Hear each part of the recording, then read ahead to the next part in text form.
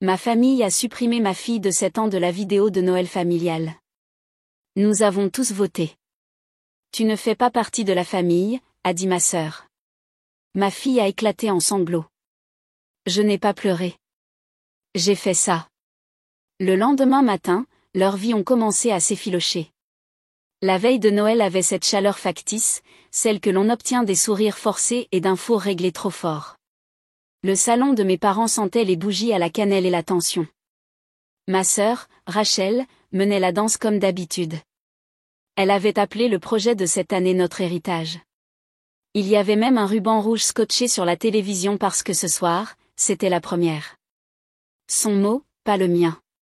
Ma fille, Léa, était assise devant moi sur le tapis, quasiment rayonnante.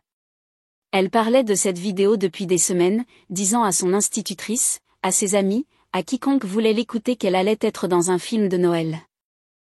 Elle avait brossé ses cheveux 3 fois avant que nous quittions la maison et n'arrêtait pas de demander si ses chaussures à paillettes faisaient assez cinéma. « Tu penses que mamie va aimer ?» a-t-elle demandé. « Elle va adorer », ai-je dit. J'espérais avoir raison. Rachel a tamisé les lumières. Bon, tout le monde. Rangez vos téléphones. Rendons ce moment spécial. L'écran s'est animé. Il y avait de la musique, des clochettes de traîneau, de la neige. Puis les visages familiers. Maman arrangeant des gâteaux. Papa faisant semblant de réparer une ampoule pendant que tout le monde riait. L'assemblée de proches a gloussé. Tellement mignon, a dit quelqu'un. Puis les enfants de Rachel ont rempli l'écran, couverts de farine, piaillant de rire. Applaudissements. J'ai souri et attendu. 5 minutes. Rien. 10 minutes. Toujours rien. Mon estomac a commencé à se tordre. La caméra a balayé la famille décorant l'arbre, sauf que le cadre coupait juste avant d'atteindre l'endroit où Léa et moi nous tenions ce jour-là. Elle a sauté à un autre plan. Disparu. La voix de Rachel s'est fait entendre sur le montage. La famille est ce que l'on construit ensemble. Quelqu'un a soupiré de bonheur. C'est magnifique. Léa s'est retournée pour me regarder. Quand est-ce qu'on apparaît ? J'ai dégluti. D'une minute à l'autre. Mais le générique a défilé.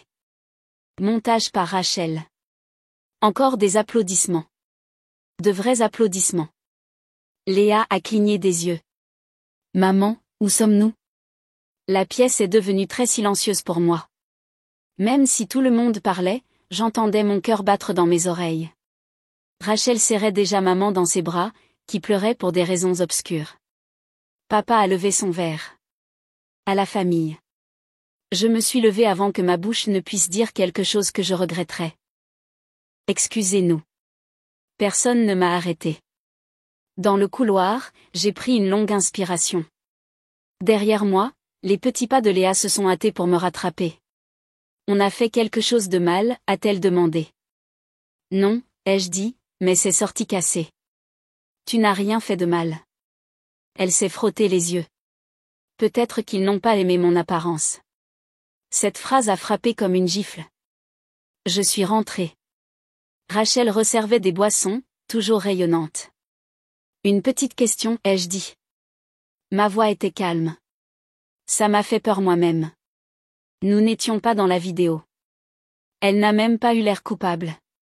Oh, c'est juste que c'était trop long. Nous avons coupé quelques passages. Quelques passages. Elle a haussé les épaules. Ce n'était pas cohérent. Tu sais, le thème familial. Je l'ai fixé. Tu as coupé une enfant de 7 ans pour la cohérence ? Rachel a baissé la voix. Tout le poison doux. Ne fais pas de scène. Nous en avons tous parlé. Nous avons trouvé que cela ne correspondait pas au message général. Le message étant que nous sommes une famille unie. J'ai ri parce que l'autre option était le meurtre. Donc vous nous avez coupé pour la précision. Elle a croisé les bras. Tu as été distante, Julie. Nous avons voté. Ça ne semblait tout simplement pas authentique. Vous avez voté. C'était unanime. Elle a fait une pause, puis a prononcé les mots comme s'ils ne signifiaient rien. Nous avons tous voté. Tu ne fais pas partie de la famille. Je l'ai fixé. Tu as vraiment dit ça à voix haute. Rachel a incliné la tête. C'est mieux d'être honnête. Les pleurs silencieux de Léa ont rempli la pause. Maman est apparue en fronçant les sourcils. Chérie, s'il te plaît. Elle dérange les enfants. Elle est une enfant, ai-je dit. Vous n'avez juste pas remarqué. Rachel a levé les yeux au ciel. Julie, s'il te plaît.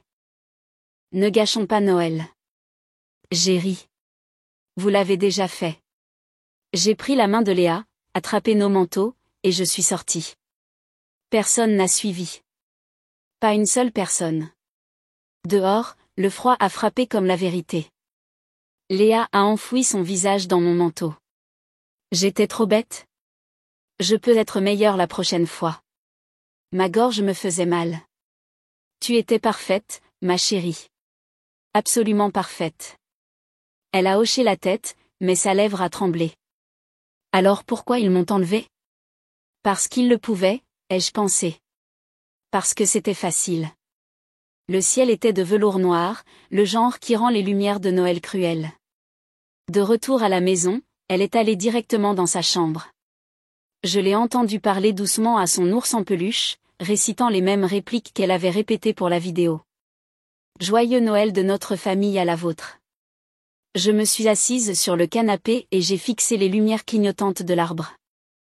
Une allumée, une éteinte, une allumée, comme un signal d'avertissement. Chaque année, ma sœur trouvait une nouvelle façon de me rappeler que nous étions une note de bas de page.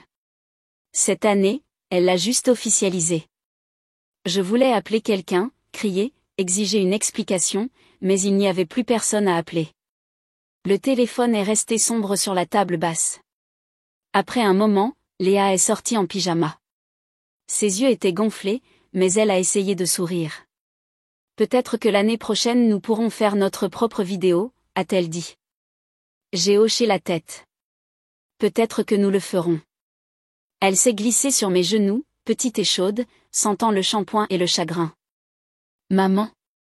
Oui, je pense qu'il ne nous aime pas. J'ai appuyé mon menton sur ses cheveux. Alors nous nous aimerons assez pour eux deux. Elle a hoché la tête contre moi, fatiguée. D'accord. Je l'ai tenue jusqu'à ce qu'elle s'endorme, la lueur de l'arbre scintillant sur son visage. Et dans ce silence, quelque chose en moi s'est durci.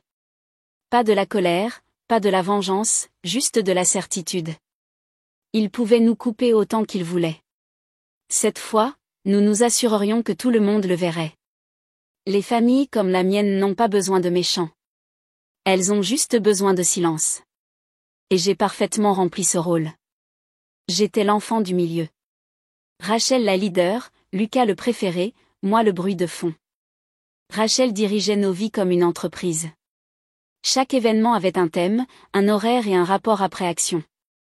C'était l'enfant qui recevait des étoiles d'or juste pour donner des instructions aux autres. Lucas était le petit, la mascotte de la famille. Il pouvait faire s'écraser une voiture dans le garage et papa appellerait ça les garçons, c'est les garçons. Moi, j'étais la stable.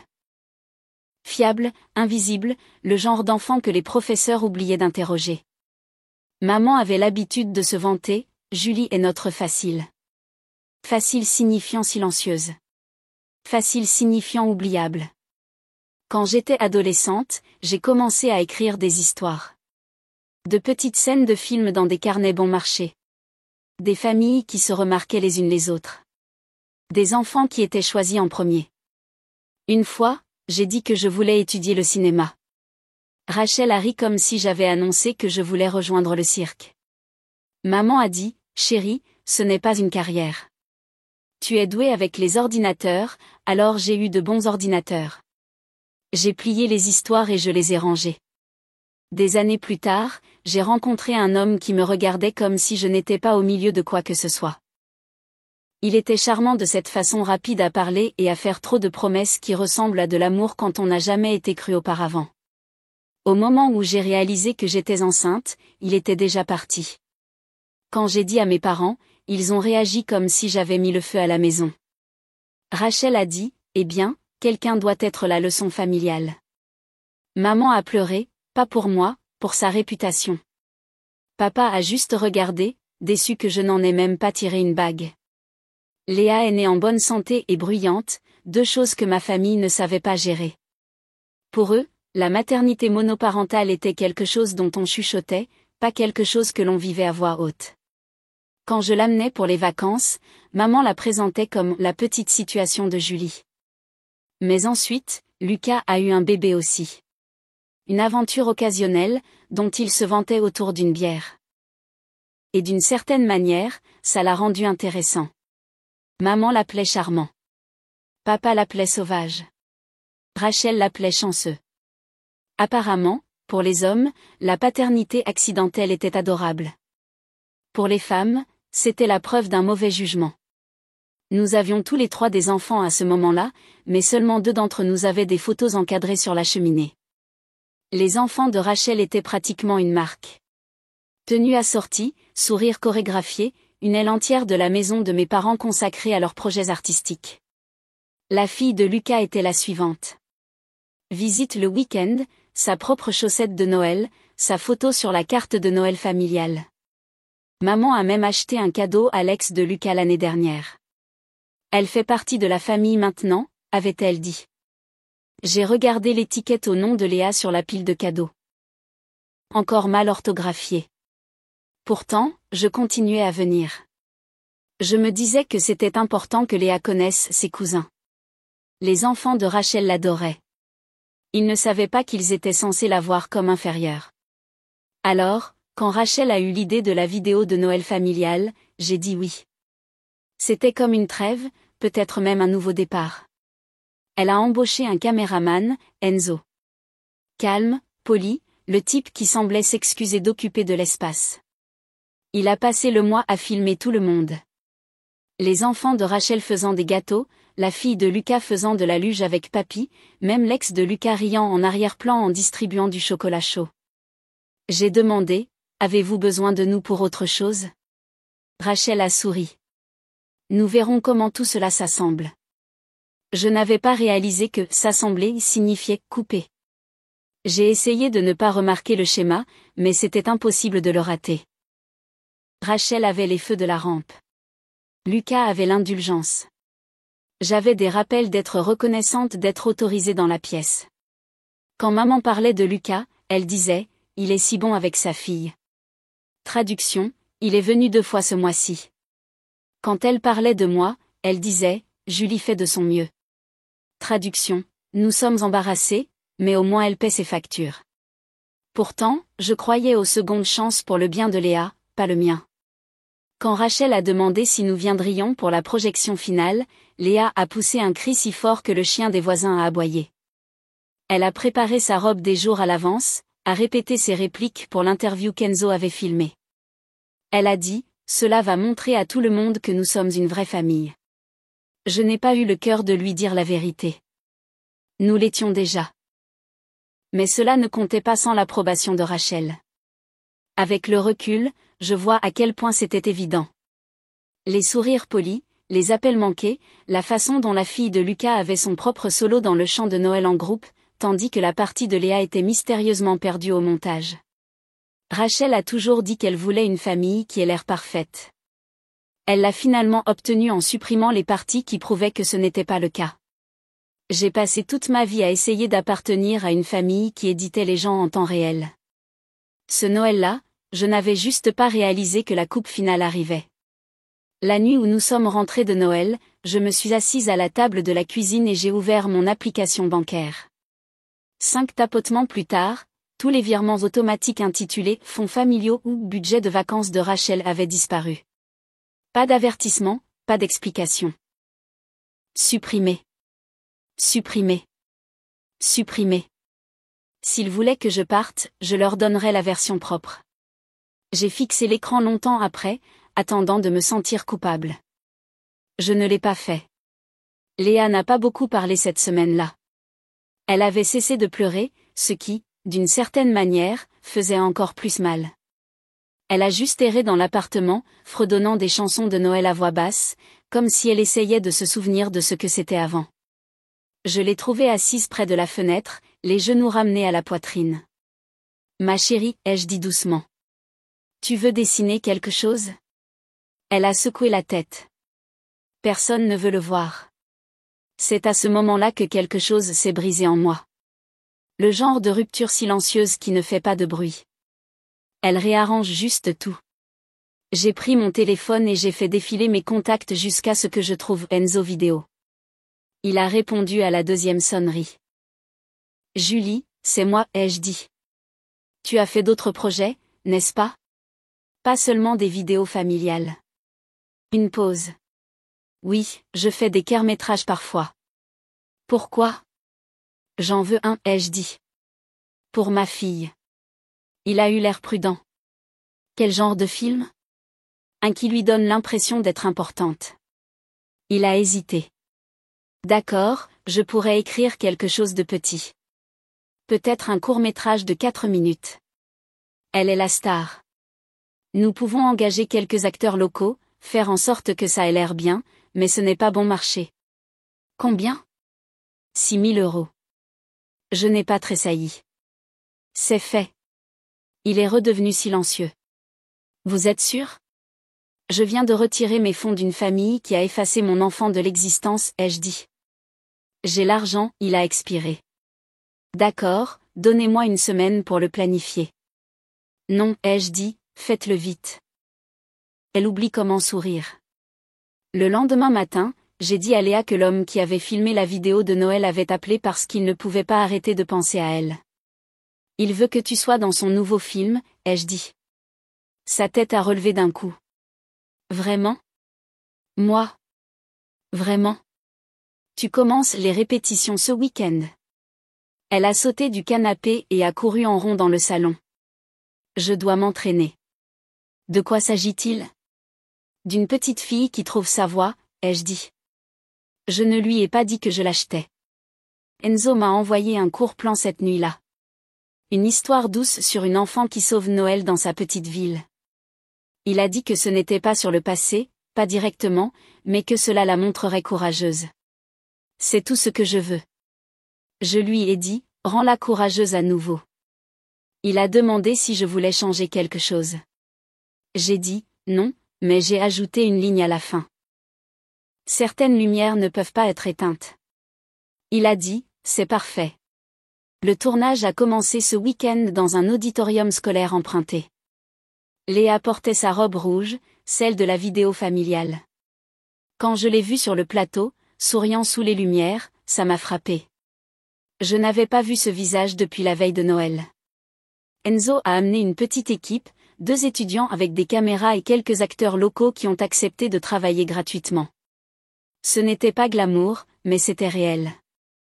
Léa a suivi les instructions comme si elle avait attendu toute sa vie qu'on lui dise quoi faire par quelqu'un qui ne voulait pas l'effacer. Elle a mémorisé ses répliques, a ajouté de petits gestes qui n'étaient pas écrits. À un moment donné, elle a improvisé une réplique et toute l'équipe a applaudi. Enzo m'a chuchoté, c'est une naturelle. J'ai souri. Elle tient ça de sa survie à sa famille. Le deuxième jour, il y avait une scène où elle devait pleurer. Je m'attendais à de fausses larmes. Au lieu de cela, elle a pleuré doucement, de manière convaincante, avec ce même chagrin que j'avais vu dans la voiture après Noël. La pièce est devenue silencieuse. Quand Enzo a crié « coupé », elle a levé les yeux vers moi et a souri à travers ses larmes. J'ai bien fait? Tu as fait parfait, ai-je dit, ma voix tremblant. Nous avons bouclé le film en 2 jours. Enzo m'a serré la main après. Vous savez, ça s'est avéré mieux que prévu. J'aurai le montage fait bientôt. À quel point de bientôt? Une semaine, peut-être. Faites-le plus vite, ai-je dit. Elle vérifie le courrier comme si elle attendait Hollywood. Il a ri. Vous êtes une bonne mère, Julie. Non, ai-je dit, j'essaie juste de réparer ce qu'ils ont cassé. Cette nuit-là, après que Léa se soit endormie, j'ai vérifié mes économies. Le chiffre m'a fait tressaillir. 6 000 € partis en 48 heures. Mais ensuite, je me suis souvenu d'elle tournoyant sous les lumières du studio, souriant comme si rien de mal n'était jamais arrivé. Si la joie avait un prix, je le paierais encore. 3 jours plus tard, Enzo m'a envoyé le lien. Premier montage pour Julie et Léa. J'ai attendu que Léa soit endormie. Puis j'ai appuyé sur Play. Il s'est ouvert sur son visage, lumineux et confiant. L'histoire était simple. Une petite fille sauvant sa ville des ténèbres en allumant une bougie à la fois. À la fin, je pleurais si fort que j'ai dû mettre en pause. Ce n'était pas Noël. Ce n'était pas une vengeance. C'était de la lumière, le genre qu'on ne peut pas effacer au montage. Le message d'Enzo a suivi une minute plus tard. C'est magnifique. Nous devrions le soumettre à des festivals. Puis-je vous lister comme co-scénariste ? J'ai fixé l'écran, les larmes séchant encore sur mon visage. Pour la première fois depuis des années, je ne me suis pas sentie effacée. J'ai répondu. Oui, mais listez-la en premier. Quand je suis allée voir Léa, elle dormait, une main agrippant son ours en peluche, l'autre recroquevillée en un petit point. J'ai repoussé ses cheveux et j'ai chuchoté, ils t'ont enlevé de leur histoire, ma chérie. Elle a bougé, les yeux papillonnants. Mais maintenant je suis dans la nôtre. J'ai souri. Exactement. Et pour la première fois depuis cette nuit-là, le monde a semblé reprendre sens. Quand le téléphone a sonné ce matin-là, je savais que ce ne serait pas une bonne nouvelle. L'identification de l'appelant indiquait maison. J'ai failli ne pas décrocher, mais la curiosité est une chose tenace. Julie a claqué Rachel avant que je ne puisse dire bonjour. Tu as du culot. Je me suis appuyée contre le comptoir. Bonjour à toi aussi. Tu trouves ça drôle ? Tout le monde parle de cette interview. J'ai froncé les sourcils. Quelle interview ? La voix de maman s'est ajoutée, sèche, paniquée. Ne fais pas la sotte. Léa a parlé de la vidéo de Noël à ce journaliste. Mon estomac s'est serré. Qu'est-ce qu'elle a dit exactement ? Elle a dit. Rachel a imité la voix douce de Léa de la manière la plus cruelle possible. Ils m'ont coupé de leur film de Noël, mais ensuite Monsieur Rémy en a fait un juste pour moi. Il y a eu un remue-ménage comme s'ils s'étaient tous pressés autour du même téléphone, prêts à attaquer en son surround. La voix de papa est venue ensuite, assez forte pour me faire éloigner le téléphone. Des clients nous demandent si nous sommes les monstres de cet article. Tu te rends compte de ce que tu as fait à notre commerce ? J'ai fermé les yeux. Leur petite boutique, celle couverte de panneaux sur les valeurs familiales et acheter local, aimer local, devait avoir l'air un peu différente aujourd'hui. J'ai presque souri. Donc, les gens se reconnaissent dans une histoire sur l'effacement d'une enfant, ai-je dit. Peut-être que c'est la partie à laquelle vous devriez réfléchir. Tu dois arranger ça, a sifflé Rachel. Appelle le journal. Dis-leur que ce n'est pas vrai. Dis-leur que Léa inventait des choses. Elle a 7 ans, ai-je dit d'une voix neutre. Les enfants de 7 ans n'inventent pas de trahison. Ils disent juste la vérité à voix haute. Tu nous ruines, a dit maman. Non, ai-je dit, vous l'avez fait vous-même. J'ai juste arrêté de nettoyer après vous. Il y a eu un long silence brisé seulement par la dernière menace désespérée de Rachel. Si nous perdons la boutique, je ne te pardonnerai jamais. Alors je suppose que nous sommes quittes, ai-je dit et j'ai raccroché. Quelques semaines plus tôt, rien de tout cela n'existait. C'était juste un petit festival local, des chaises pliantes, du cidre tiède et un projecteur équilibré sur une table bancale. Léa portait à nouveau sa robe rouge. Elle l'avait supplié.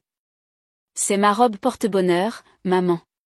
Enzo m'avait prévenu qu'un journaliste local pourrait couvrir l'événement. Ils adorent les histoires d'enfants de la ville qui font de grandes choses, avait-il dit. Ne t'inquiète pas, je lui avais dit. Elle est timide. C'est ce que je savais. Le film a été magnifiquement projeté. Des applaudissements ont rempli la salle. Ensuite, la journaliste, une femme à l'air bienveillant avec un bloc-notes, s'est agenouillée à côté de Léa. Ma chérie, a-t-elle demandé. Comment te sens-tu d'être dans ton premier film ? Léa a rayonné. Génial. J'étais dans un autre avant, mais ils m'ont enlevé. Oh. La journaliste a souri. Qui ça ? Ma famille. Léa a dit d'un ton terre accent grave terre. Ils m'ont coupé du film de Noël, alors Monsieur Rémy en a fait un juste pour moi. J'ai figé à mi-chemin de la table des collations. Les sourcils de la journaliste se sont levés. C'est toute une histoire. C'est vrai, a dit Léa fièrement. Il a dit que j'étais vraiment bonne. Et c'est tout. 2 jours plus tard, un titre est apparu en ligne. Une jeune fille locale brille après avoir été coupée de la vidéo de Noël familial. Puis un suivi. Le plus doux scandale de la petite ville. Quand la famille devient fiction. À la fin de la semaine, tout le monde savait exactement de quelle famille il s'agissait. Le magasin de Rachel, la fierté et le salaire de la famille, est resté silencieux presque du jour au lendemain. Les gens passaient toujours en voiture, mais personne ne s'arrêtait. La petite clochette au-dessus de la porte est restée silencieuse. Quelqu'un a laissé un avis d'une étoile en ligne qui disait « De beaux produits ». Dommage pour les propriétaires. Apparemment, la compassion coûte plus cher. La 2e semaine, maman a appelé en suppliant. Julie, nous nous noyons. Les gens nous boycottent. S'il te plaît, dis à Léa de s'excuser. Dis que c'était un malentendu. J'ai presque eu pitié d'elle. Presque. Je n'apprends pas à ma fille à mentir pour vous. Je lui ai dit qu'elle disait la vérité. Peut-être que vous devriez essayer pour une fois. Maman a reniflé. Nous avons tous voté. Tu ne fais pas partie de la famille. Elle a répété, comme si le fait de le répéter pouvait le rendre vrai. J'ai raccroché. Le truc amusant avec la vérité, c'est qu'elle se répand plus vite que les rumeurs. La station d'information locale a appelé Enzo pour un commentaire. Il a fait simple. Léa est une jeune actrice talentueuse. Le reste parle de lui-même. En un mois, le court-métrage a commencé à faire le tour des petits festivals. Lors d'une projection, ils ont remis à Léa un certificat de meilleure jeune interprète. Elle le tenait comme s'il était fait d'or. Cela veut dire que je suis une vraie actrice, a-t-elle chuchoté. Ma chérie, ai-je dit. Tu l'as toujours été. Enzo nous a souri du fond de la salle. Après, il a dit, vous savez, il y a un agent artistique ici ce soir. Ça vous dérangerait si je vous présentais? J'ai hésité. N'est-ce pas beaucoup? Il a haussé les épaules. Ce qu'ils lui ont fait aussi. Laissez-la avoir ça. Alors, nous avons rencontré l'agent, une femme joyeuse nommée Donna, qui parlait vite et souriait largement. Elle a dit, nous aimerions représenter Léa. Nous avons beaucoup de publicités, de projets familiaux. J'ai vu le visage de Léa s'illuminer.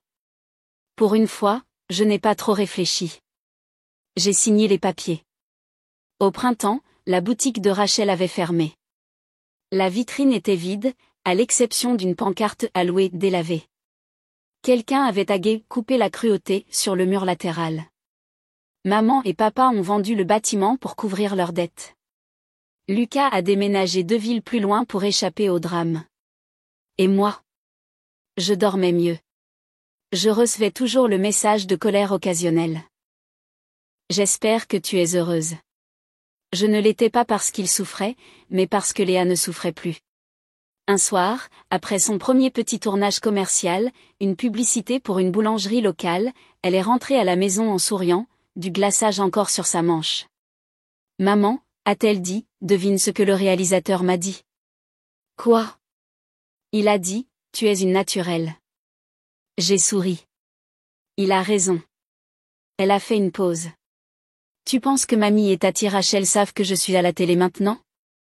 Je pense que tout le monde le sait, ai-je dit. Elle a gloussé, a enlevé ses chaussures et a couru dans le couloir. Je l'ai regardée partir, cette robe rouge accrochée dans le placard comme un drapeau que nous avions enfin récupéré. Il l'avait effacée une fois. Maintenant, tout le monde la voyait. Alors, qu'en pensez-vous? Je suis allée trop loin ou pas assez? Dites-le moi dans les commentaires.